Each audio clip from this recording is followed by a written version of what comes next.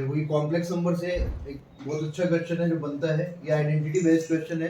इसमें क्या होता है कि अगर mod z1 plus z2 whole square की अगर आप बात करते हैं तो यहाँ पे ये चीज देखिएगा, इसको जब आप ओपन करते हैं जैसे वेक्टर्स में करते हैं, modulus of z1 square modulus of z2 square 2 times of mod z1 mod z2 cos of theta 1 minus theta 2, ये बना। ठीक है, अब यहाँ पे एक बात ध्यान रखें कि जैसे mod z1 minus z2 square होता तो सारी क्वांटिटी सेम होती, बस केवल फर्क इतना सा होता कि यहाँ पे ये तो सेम और यहाँ प्लस की बजाय माइनस साइन आता और वापस रिपीट हो जाता।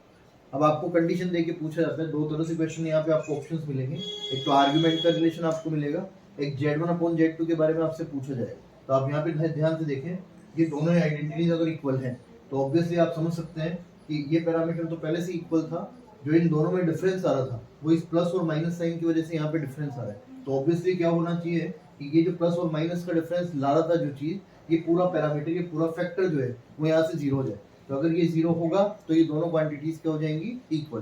तो अगर ये पूरा आपका जीरो होना है तो जीरो होने के लिए क्या करोगे आप कि आप लिख सकते हैं कि cos of theta 1 minus theta 2 is equal to 0।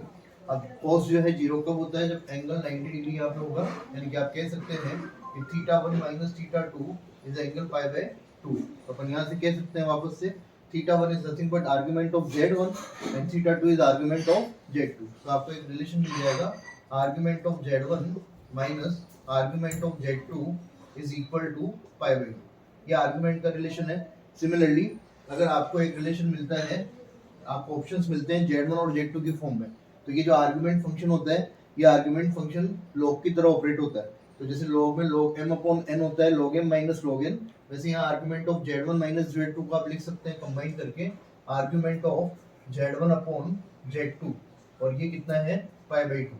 तो यहाँ पे आपको ध्यान, एक प्रॉपर्टी होती है आर्गुमेंट्स की, और वो प्रॉपर्टी होती है कि argument of iota, argument of 50 iota, ये हमेशा जो है कितना भी हो, अगर प्योरली इमेजिनरी नंबर है तो उसका आर्गुमेंट हमेशा क्या होता है पाई बाय 2। तो यहाँ से अगर आपको ये मिल रहा है तो ऑब्वियसली ये जो z1 अपॉन z2 आपको दिख रहा है कि z1 अपॉन z2 के लिए आप कह सकते हैं कि z1 अपॉन z2 रहा होगा प्योरली इमेजिनरी।